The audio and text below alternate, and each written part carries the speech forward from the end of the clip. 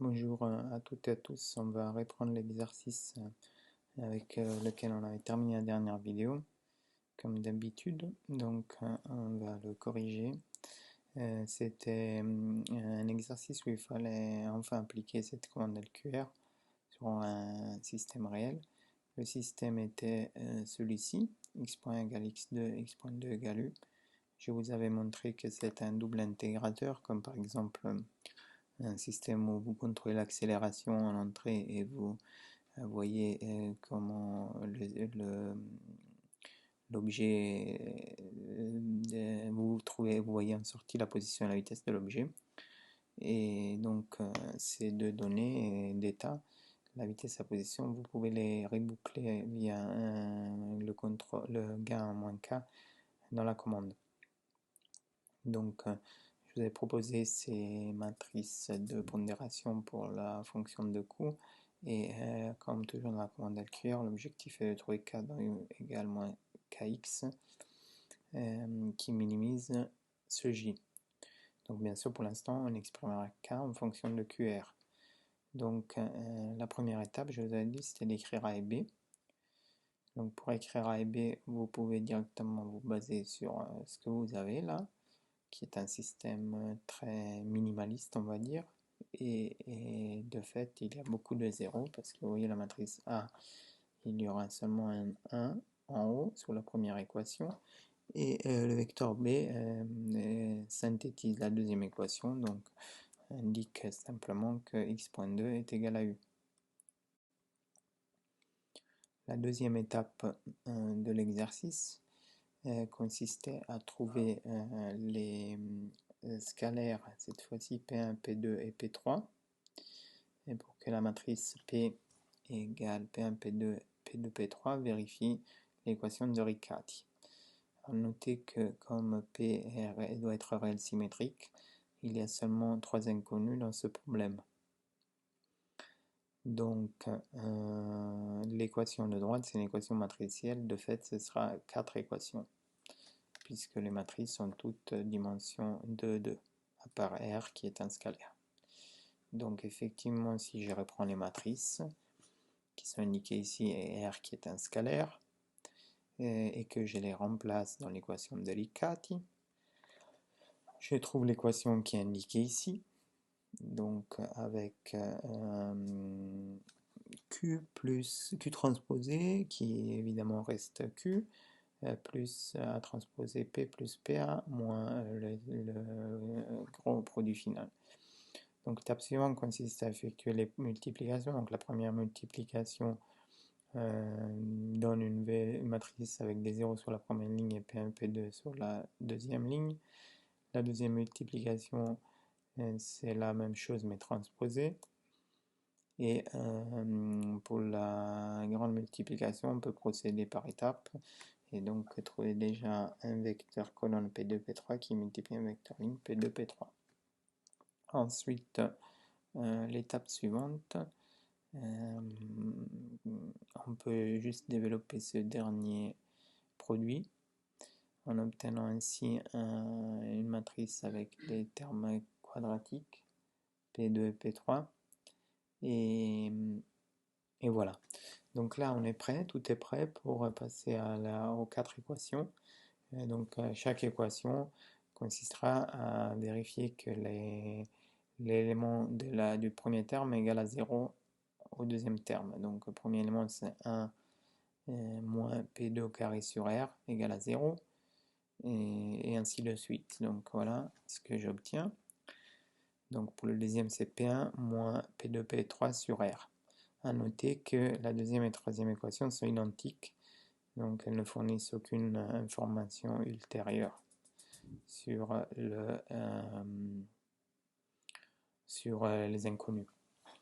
La dernière équation est la seule où on voit apparaître Q. Donc maintenant il faut résoudre ces équations. Donc encore une fois, on en voit 4, mais de fait il n'y en a que 3 parce que 2 sont identiques, et il y a 3 inconnus, P1, P2, P3. Donc on peut commencer par là-haut, et on voit bien que P2 peut être égal à plus ou moins la racine de R. Donc a priori on peut se baser sur les deux solutions, mais il ne faut pas oublier que la matrice P est définie positive. Donc il est peu probable que PD soit égal à moins racine de R. On verra ensuite pourquoi. Ensuite, ce résultat, on peut le remplacer dans la dernière, dans la quatrième équation, pour trouver P3 en fonction du reste. Et enfin, on utilise n'importe laquelle des deux équations identiques du milieu pour trouver P1. Résultat des comptes, voici les résultats. Donc, je n'ai pas mis... Donc, pour le premier, comme je vous disais, on peut prendre plus ou moins la racine de R. Et on remplace dans la dernière pour trouver P3 qui est égal à la racine de RQ plus 2R racine de R. Et enfin, on trouve P1 à partir de la deuxième. Alors, notez juste que si j'avais opté pour l'autre solution, moins racine de R pour P2, j'aurais eu des soucis au niveau de l'équation